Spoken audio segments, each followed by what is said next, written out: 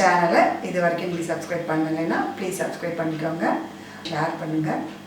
நான் இன்றைக்கி நம்ம எல்லோரும் கடையில் வாங்கி சாப்பிட்ட சமோசா தான் செஞ்சு காட்ட போகிறேன். இதில் என்னென்னா, நான் மைதா மாவை தவிர்த்துட்டு வேறு மாதிரி செய்கிறேன். இதே மாதிரியே செஞ்சு பாருங்கள், அவ்வளோ டேஸ்ட்டாக நல்லாயிருக்கும். வாங்க எப்படி செய்யணும்னு பார்ப்போம். நம்ம இப்போ மாவு பிசைஞ்சு ஊற வச்சுக்கலாம். இது 200 கிராம் கோதுமை மாவு, இது 4 ஸ்பூன் ரவை. இதை வேணால் மிக்சியில் போட்டு அரைச்சிட்டு சேர்த்துக்கலாம். இது 1 ஸ்பூன் தூளுப்பு, 1 ஸ்பூன் எண்ணெய் இதை மாதிரி நல்லா சூடு பண்ணி ஊற்றிக்கோங்க. நல்லா கெட்டியாக மாவு பிசைஞ்சிக்கணும், பூரிக்கு பிசைவோம்ல அதை மாதிரி. இதில் கொஞ்சம் எண்ணெய் தடவி ஊற வச்சுக்கலாம். இப்போ மசாலா செய்கிறதுக்கு 1 ஸ்பூன் எண்ணெய் ஊற்றிக்கலாம். ஒரு பச்சை மிளகாவை பொடியாக நறுக்கி போட்டுக்கோங்க. ஒரு சின்ன துண்டு இஞ்சியும் நல்ல இதே மாதிரியே பொடியாக நறுக்கி போட்டுக்கோங்க. கருவேப்பிலை கொஞ்சம் இதை மாதிரி கிள்ளி போட்டுக்கோங்க. 2 பெரிய வெங்காயம் இதே மாதிரி நல்ல பொடியாக நறுக்கி சேர்த்துக்கோங்க. அது கொஞ்சம் வதங்கினதுக்கப்புறம் 1/2 ஸ்பூன் சோம்புத்தூள், 1/4 ஸ்பூன் மஞ்சத்தூள், 1/2 ஸ்பூன் ஜீரகத்தூள், 1 ஸ்பூன் மிளகாத்தூள், 1 ஸ்பூன் உப்பு. இந்த தூளெல்லாம் கரியாமல் இருக்கிறதுக்காக 1 ஸ்பூன் தண்ணி ஊற்றிட்டு நல்ல பச்சை வாசனை போகிற வரைக்கும் வதக்கிக்கலாம்.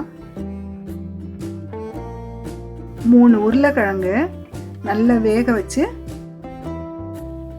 இதே மாதிரி நல்லா உதுத்து போட்டுக்கோங்க.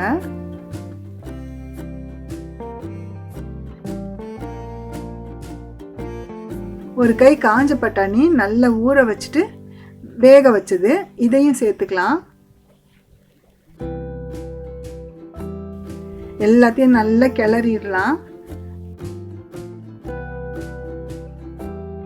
பச்சை வாசனை போகிற வரைக்கும் நல்லா கிளறிடுங்க. பச்சை மிளகாய் மட்டும் உங்கள் வீட்டில் குழந்தைங்க இருந்ததுன்னா காரம் வேண்டாம்னா தவிர்த்துருங்க.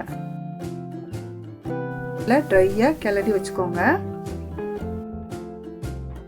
கொஞ்சம் கொத்தமல்லி மட்டும் கடைசியாக சேர்த்துக்கலாம். அவ்வளோதான், ஸ்டவ் ஆஃப் பண்ணிடலாம். இது 1/2 மணி நேரம் ஊறின மாவு. சின்ன சின்ன உருண்டையாக உருட்டி வச்சுட்டு தேய்ச்சிக்கலாம்.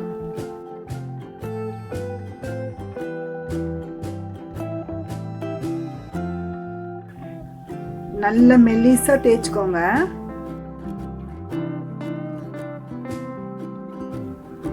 தேய்ச்சிட்டு இதே மாதிரி ரெக்டாங்கிள் ஷீட்டாக கட் பண்ணி எடுத்துக்கோங்க.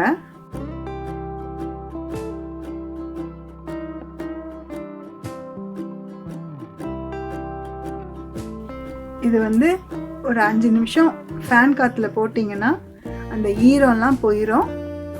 நல்ல கிறிஸ்பாக இருக்கும் நமக்கு.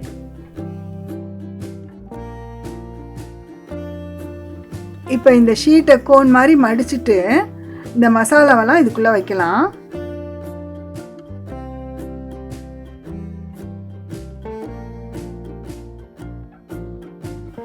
இதை கொஞ்சம் கோதுமை மாவில் தண்ணி போட்டு பேஸ்ட் மாதிரி பண்ணி அதை வச்சும் ஒட்டிக்கலாம். இல்லைன்னா இதை மாதிரி இப்படியே மடித்து நல்லா ஒட்டிக்கோங்க. ஆனால் கேப் மட்டும் எங்கேயும் இல்லாமல் பார்த்துக்கோங்க. கேப் இருந்ததுன்னா பொரிக்கும்போது எண்ணெய் போயிடும்.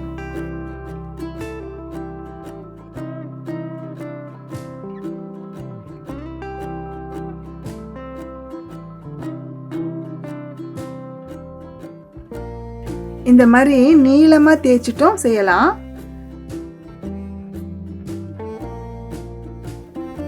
உங்களுக்கு எப்படி சௌரியமோ அதை மாதிரி செஞ்சுக்கோங்க.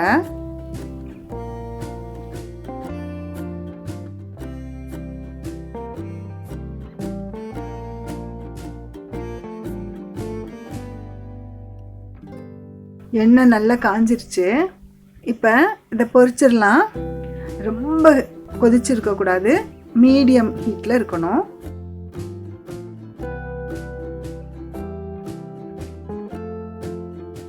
இப்போ அடுத்த பக்கம் திருப்பி போட்டுக்கலாம்.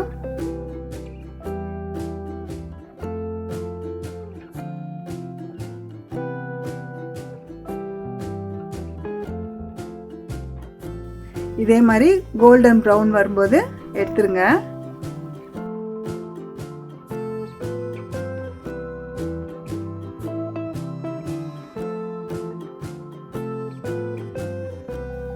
நம்மளோட சம்சா சூப்பராக ரெடி ஆயிடுச்சு.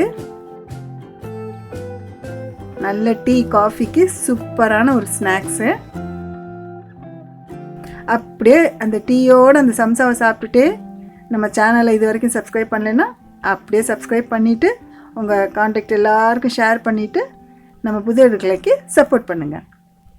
தேங்க்யூ.